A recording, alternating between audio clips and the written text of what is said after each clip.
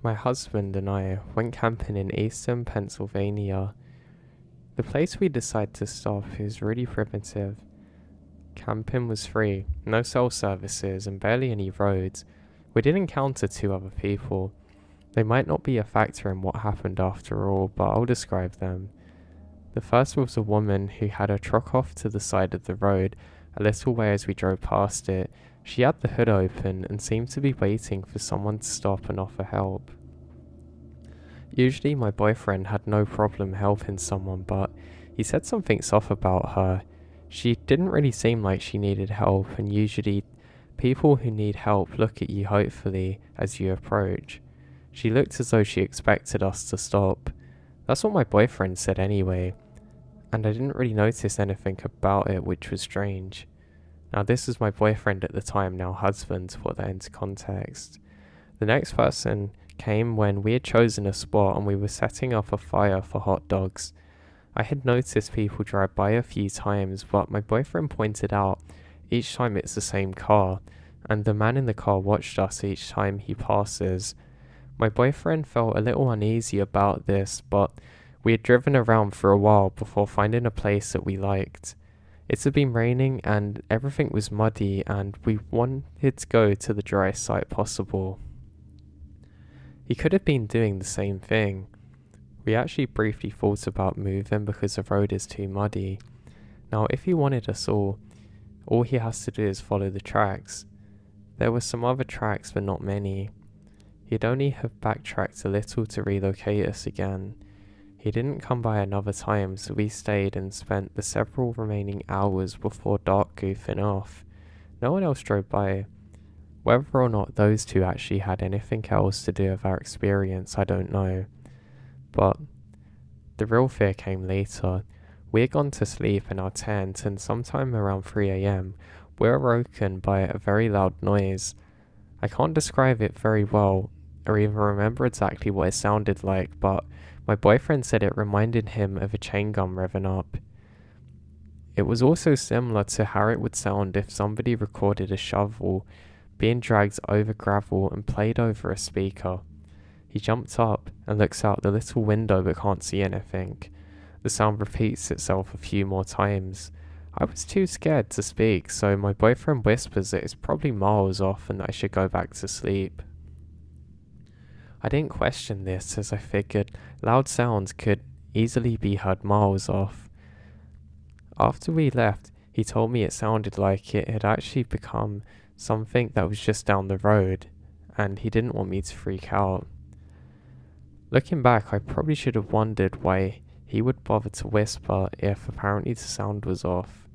I was terrified. Every little thing I heard outside sounded like somebody was walking around the tent. We laid there for a while longer, and when finally my boyfriend told me to get dressed because we're leaving, I get alarmed. And even more alarmed when he unwraps a machete we bought just for this trip. Now, we quickly packed up and loaded the car. I looked around for boot prints, but there weren't any other than our own. Despite the moon providing plenty of light, I couldn't really see. I did point out something to my boyfriend that he hadn't noticed, so there was a beer can by our dead fire that wasn't there before. We didn't even bring beer. While we were driving away, my boyfriend explained that he was nervous somebody might have been trying to lure us out, so he didn't think it was a good idea for us to run from the tent right away. He also half expected to find out that the gas tank had been siphoned out, but that wouldn't have stopped us because we had a hybrid car. We actually joked it'd make a good hybrid car commercial. Now the rest of our trip we only stayed in well-populated campsites or a hostel.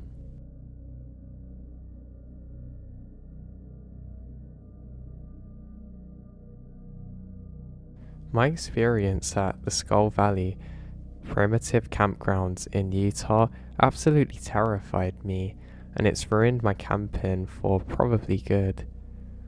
Now I'd love to get people's ideas on what happened. Here's what happened. The summer before last, I took a road trip from my home in Colorado up the west coast into Canada. My northernmost destination being Fernie, BC, Canada, as I have family out there.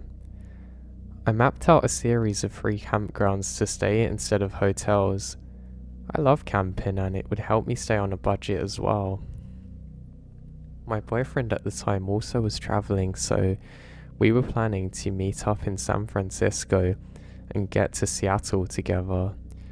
I was doing the first bit of the trip with just my dog, and my first planned campsite was a place called Skull Valley Primitive in Utah. Now, I found the site easily. The camping spots were also up a dirt hill, so I took the first site I saw, as my car is not made for off-roading. I set up my tent without any issues and changed into my hiking boots. It was so hot. I remembered my poor dog had to have a cool towel down after I set up camp because he couldn't cool down on his own. There was actually a ton of other campsites, but hardly anyone using them. There were 2 RVs I come across parked super far away from my site, and I was definitely the only tent camper there. I decided to go take a hike around before the sun was down. The campsite is adjacent to these mountains that rises out of flat ground and would have what appeared to be cave dwellings carved into the face of them. I wanted to investigate, so Teddy, my dog, and I started off in that direction. After only a few minutes of walking, we hit a barbed wire fence, and I don't think twice about ducking under it to continue onwards. I just didn't think it would be a problem. Only a few yards after I had hopped the fence, I stopped dead in my tracks. An eerie and unusual sound was coming from the direction of the cave dwellings. The best description that I can give you is that it sounded like dozens of humans trying to howl like wolves. Like many people pretending to be a wolf pack, and it sounded like its origin was inside the caves themselves. My dog was as spooked as I was and had already started running back to the campsite when I turned around. The sounds actually continue until I'm well inside the camp perimeters. The sun was almost completely set when I decided to let Teddy out for one last bathroom break. I was freaked out by what had happened and didn't want to be running around in the dark. Teddy is a dog that simply does not need a leash. He's never more than several feet away from me, so I didn't use one. I zipped up the tent and walked away from our site. Now, suddenly I realize he's gone. I can't see him anywhere, and there's no sign of him. The sun had finished setting by that time, and I finally gave up screaming for him and returned to my tent, which had not been left alone. The tent actually had a broken zipper when I arrived, and my stuff was strewn about. Though nothing was missing, I want to emphasize that fact that during this period, I noticed that there were no natural noises, no crickets or anything like that, and the only way I can describe the feeling that I had was pure dread. I never felt so scared before. In fact, I feel the same terror while I write this out. I decide to grab my taser and try and find Teddy. After a bit of whistling and shouting for him, I realize that he's not coming back, so I headed into my tent. I used some safety pins I had, which I closed the zipper with. Now, this is where things get weirder. As I lay there trying not to completely freak out, something starts to violently shake my tent from multiple angles. I can feel it / them brush against my feet sometimes, and the shaking is relentless. At some point, several hours later, I heard my dog outside and I peek out. It was him. I quickly unpin that part of the door and he jumps in. His behaviour is definitely off, and he reacted to the constant shaking of our tent even more than I did. Neither of us slept good that night, and as soon as the morning arrived, we were gone. I called my now ex-boyfriend to drive me out and recounted exactly what happened. He started to Google the area and found out that where I'd walked into was actually the site of an extremely small and impoverished Native American reservation. So His hypothesis was that we had been there, but something had been watching me and decided to mess with me in the dark.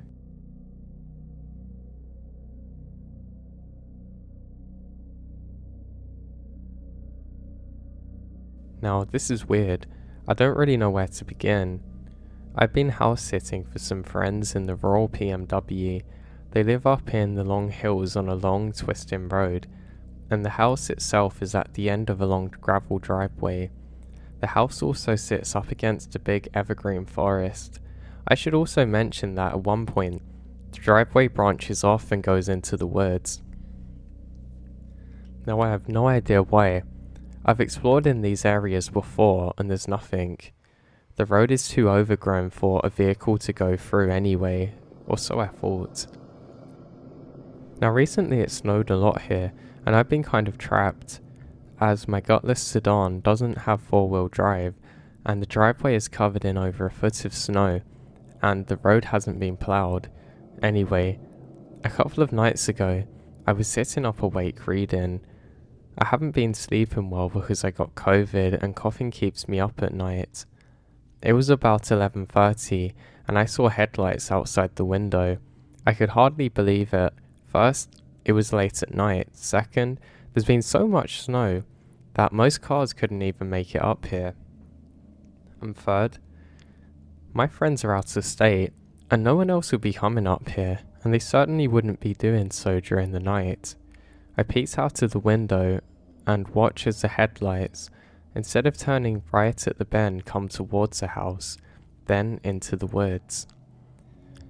I was curious, but I'm also a coward, so I didn't do anything as ridiculous as follow the car in the forest in the middle of the night. But I couldn't let it go. So in the morning, I grabbed my boots and parker and stupidly leave to investigate. The next part I genuinely can't explain. There was one set of tyre tracks in the snow, heading down the road into the woods. I followed them about half a mile into the forest and they suddenly stopped. There was a large fallen tree blocking the road, and no vehicle in sight. The tyre tracks just ended, and there's no footprints in the snow either. I mean, that's it, I had no explanation to this, and I'm really running out of ideas of what it could actually be, and I'm definitely freaked out by this.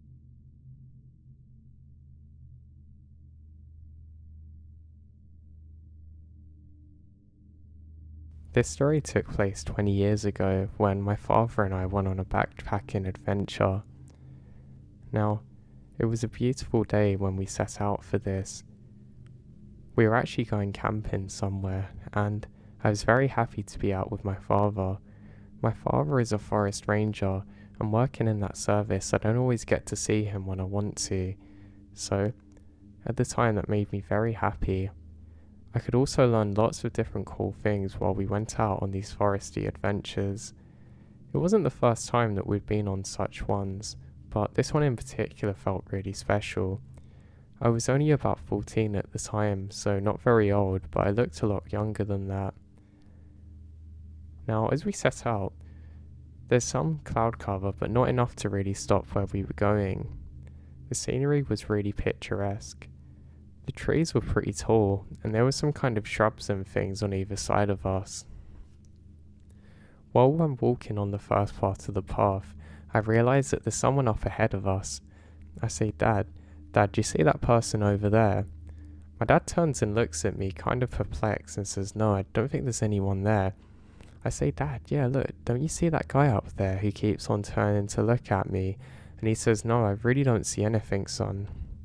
So, with that, we just continue on our way. Now, I don't know if it was because I was young or whatever, but my dad really didn't seem to believe what I was telling him. I'm not sure why. From my point of view, I kept on seeing somebody up ahead of us, dressed in kind of like the fishing or hunting gear, and they just kept on darting in and out of the trees. I would actually see this happening so consistently that I kind of switched off and ignored it.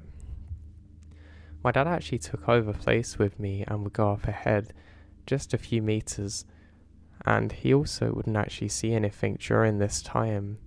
Again, I think this is pretty bizarre, but we press on regardless. Now, as we're looking around, I can certainly make out that there's a few people now. There doesn't seem to be just one, there's at least two. Again, I raise it to my dad and he tells me that if you can find it in a place I can see it, then yeah, we'll head back. And I thought this was pretty bizarre. I realise now that my dad was probably trying to calm me down, and he actually told me that he was a little bit worried but couldn't see a thing.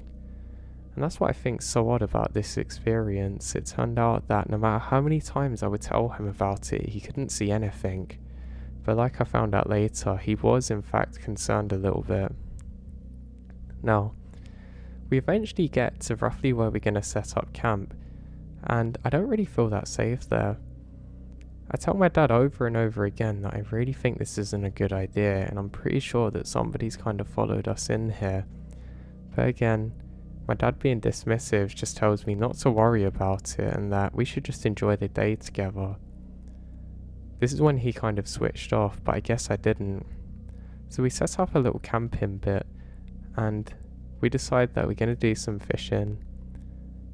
Hadn't done fishing in a while. I certainly wasn't the best at it, but the whole time that we're doing this I just can't relax, and I have the feeling that we're being followed or at least watched. Now this is the next weird thing. As we're fishing, I feel something hit me and fall off. I don't know, I think maybe something's fallen from my jacket. So I turn around and see what it is, and there's a stone. I pick it up and inspect it, but I can't see anything weird about it, and I put it down again. I look all around and another stone falls next to me. At this point in time my dad isn't here, he's gone to set up a campfire, and I think this might be my dad. I decide to get a handful of these rocks just so I can throw them back. But then I hear it. A whistling sound. I can't figure out where it's coming from when suddenly I spot it. There's somebody halfway up a tree with binoculars, literally staring at me, trying to wave now. I say, Dad? And they raise their finger to their mouth for me to be quiet. Still confused as to what was happening, I decide that I should start heading back to the campsite, and that's what I do. I find my dad there and I say, Dad, what was that? He says, what, son? I ask him what's he doing again, and he says literally nothing, this is a fire. And I say, no, I thought you were up a tree with binoculars, and he kind of laughs at me and says, no, of course I wasn't, what do you mean? Looking more serious now. And I go and take him to the exact spot where it happened, and there's no one in the tree. He says, son, look, I know you've not been out here that many times, but try not to scare yourself too much, alright? And he kind of convinced me that nothing was wrong, and I actually relaxed a bit. I say, yeah, but Dad, they were throwing stones at me. And he tells me that he's not really seen anyone out here this whole time, and he would know about it because of his line of duty. I kind of sighed at this and actually cringe at it today, because yeah, you can do something, but that doesn't mean that you're an expert of every situation related to it. Now, I'm pretty unsettled, and we decide to get some shut-eye now, but the whole time I just could not sleep. I don't know, I just really couldn't. But eventually I managed to half drift off, and I'm awoken to the sound of rainfall. I then wipe my eyes and kind of sit up. I realise it's not rainfall, but it sounds like there's something wrong with the tent. It sounds like one big drop of water then nothing. So I get up and look outside.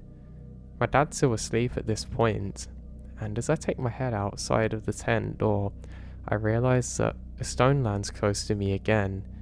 The fire's gone out now, and I hear some whistling again. I can't figure out where it's coming from, and I was so tired that I'm pretty convinced I was half asleep. But then I hear a voice.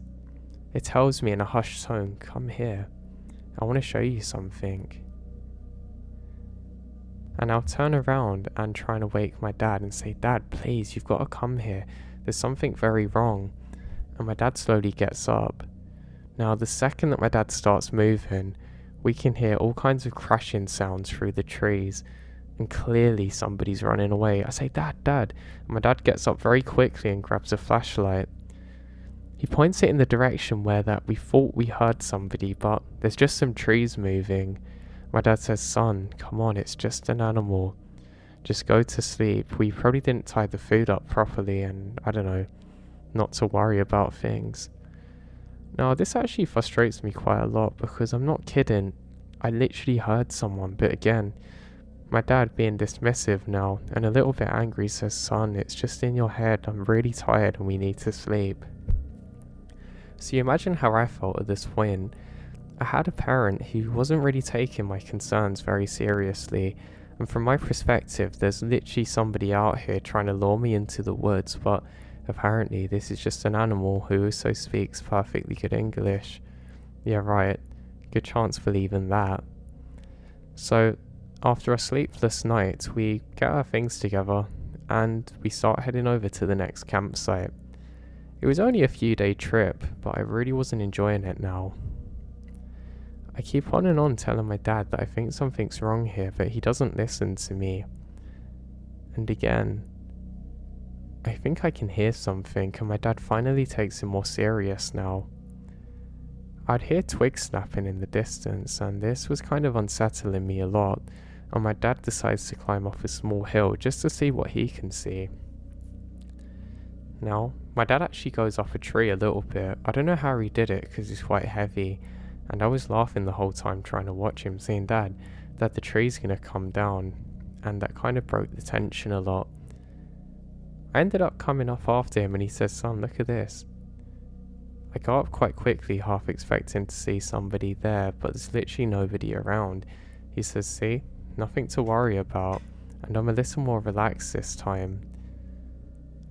Now, I look around once more, and I'm sure that I can see somebody again. Well, I don't see a person, but I just see the faintest glisten off of glass, like somebody with binoculars is staring at us. And I try and get my dad to look at it, but he says, son, I don't have my glasses with me or binoculars. I can't see it. And I'm completely baffled now, because literally dead in front of him, I can see the glisten off something, but he's not paying attention.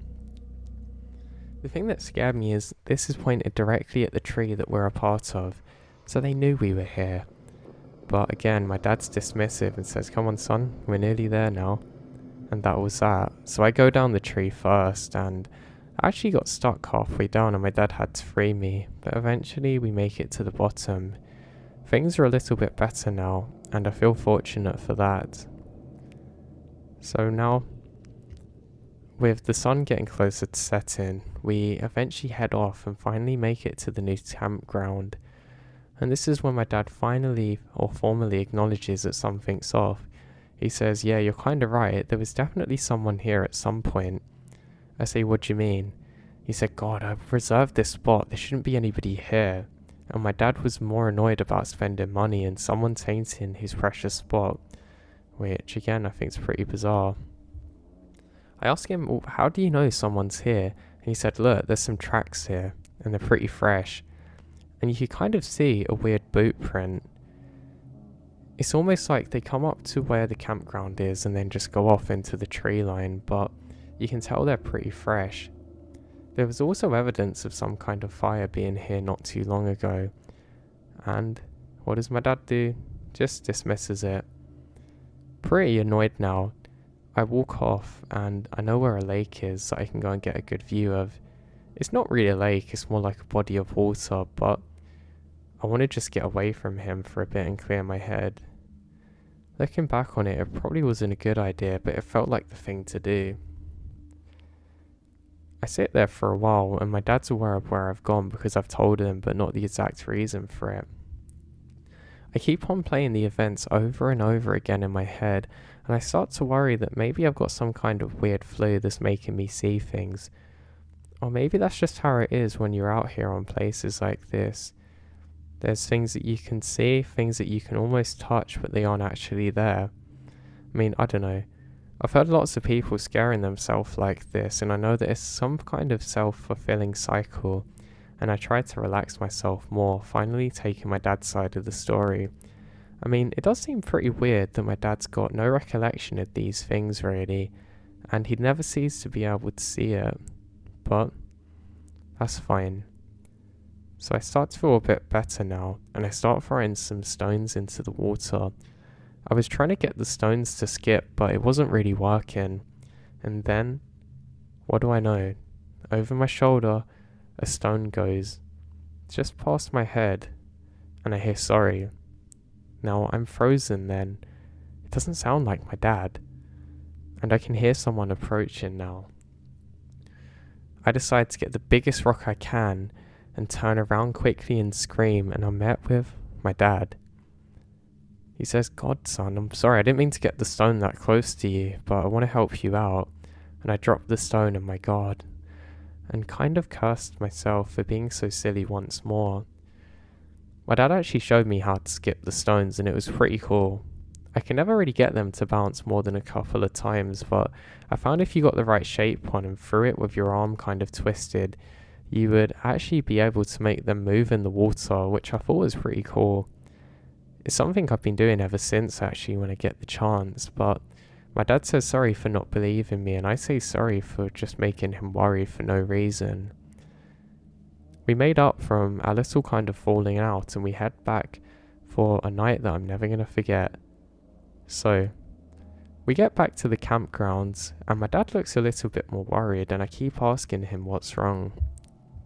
He keeps telling me, "Son, don't worry, there's nothing."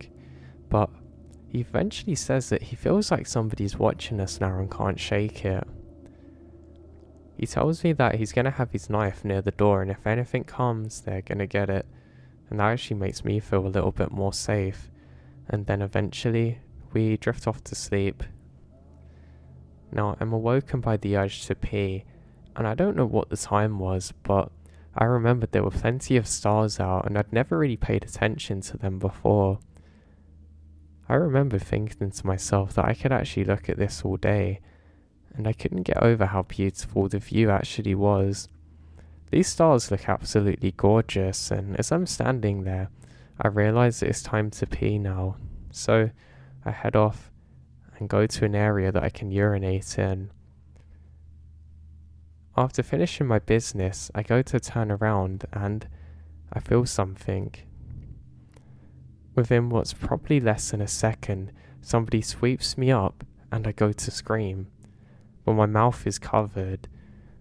I don't know what's happening, all I know is the adrenaline and rush of it, and I start desperately trying to fight my way back. This terrifying situation suddenly hits my conscious at once, and I realise that somebody has literally swooped me up and is heading off into the tree line. Every second that they take a step further away from my dad in safety is agonising, and I try harder to scream. I'm screaming, "Dad, Dad," and then I hear somebody telling me to be quiet. They tell me that if I make another sound that they're going to kill me right here and now, and the way they said it in their tone makes me entirely believe them, and I go more quiet. I'm still trying to struggle to escape, but I just can't. All I know is that I'm very disorientated and I don't know where I'm going. Every so often I get another view of the stars up ahead of me, and I keep trying my very best to fight back. Then suddenly, I remembered something that I could do from a survival class we had in school. Apparently, if you're in a situation like this, then you want to gouge eyes or hit some sensitive parts, and I choose the latter. With all my 14-year-old strength, I swing back and whack down as hard as I can, and I hit this guy in, well, you can imagine where. And finally, with a thud, I hit the ground. Now, I got up and immediately started screaming like a bat out of hell, and I start running. I run so quick that immediately I knock myself over from hitting into a tree, and then I go silent. I then hear somebody screaming out, "Hey, hey," and I realise that my dad's woke up. I can hear someone panicking around me, swearing, saying, "Where are you? Just come here. We're going to go on an adventure." They keep repeating that. All I knew that I could do in this moment is to remain as quiet as I possibly can. I do this for another 2 or 3 minutes before I realise that this person has gone off and I don't know where they are. Now I'm met with a choice. I can either make noise so my dad knows where I am, or remain as quiet as possible, but I decide it's time to make some noise, and I start to make my way towards my dad screaming. I say, "Dad, Dad." He says, "Son, come into the light." And I start sprinting towards him and stupidly go into another tree. I didn't actually feel the pain of it until afterwards, so I mean, I was probably pumped full of adrenaline because of the situation that I was in. I run over to my dad and he grabs me and says, "Where is he? I'm gonna kill that," and lots of profanities. I tell him I don't know where he is, and my dad's so angry that he's shaking with a knife and torch in one hand. I say, "Dad, we've got to get back," and he says, "Son, I know." My dad curses out very loudly, saying, "I'm gonna kill you," over and over again, and he takes me back to the tent, still screaming this. He says, "Sonny, you're right," and asks me to explain what happened, and he starts profusely apologizing for not believing what I said, and he tells me, "Don't worry, we're gonna get him." We get some of the basic things we need, and my dad grabs me by my hand, holding my hand very tightly, and we start heading along the trail again, and we start the path back to where we started originally. It doesn't take too long, and we're pretty much back where we're supposed to be, and my dad immediately gets onto a phone at the station, makes a call to the police, and waits for the police to arrive. He keeps on asking me over and over again what happened and how, and eventually the police arrive, and I can't actually describe the person, because the thing is, I couldn't see them at all, but I do give quite a detailed account of what had happened in the days leading up to it. The police put it down to an attempted kidnap, and they do a large manhunt. Now, we get everything together and drive home, and my dad just constantly apologizes for not believing me sooner. He says that as soon as we get home, he's going to come back and join the search with his knife. Well, it turns out he wasn't able to do that in the end, because obviously the police aren't going to let him go out there and kill someone, and eventually he calms down enough to come back to his senses. Now, this whole ordeal only lasted for a few days, but it actually felt like a lifetime. I'll never forget the image of that person running off somewhere into the woods and me hiding, or of the torches of the police going into the forest trying to hunt this person. I wish I could say that they got to him, but I don't think it ever happened. Now, for all I know, that person could still be out there at large and could be preying on other people like me. It sounds bad to say, but I really wish that my dad could have just got to him and finished him off, because what that guy could have done to me is not even worth thinking about. I'm just very grateful for the survival lessons which I had, which allow me to react accordingly in this situation. I think everyone listening to this should do similar training, because you don't know when you actually need it. I've spoken to my dad about this many times after, and he said that it was only on the first day that he kind of got concerned, but after I kept on saying something that seemed so unbelievable, he just couldn't believe it himself, and he said because of his service, he was pretty convinced that it couldn't have been the case, because he had never seen anything like it before. Apparently cases this bad are very uncommon, and he just never expected to experience one himself. We did eventually go on lots of different camping adventures after that, and they were much better, but we wouldn't go to very desolate places or where nobody was around. I think that's key to this. I think if you go to places that are miles away from different people, or any people for that matter, then you're not going to find the best of people. And probably lots of times that you think that you're on your own in the forest, you might actually not be, and that is an incredibly dangerous thing, I think. Yes, I learnt this the hard way, but I'm glad that I'm still alive today.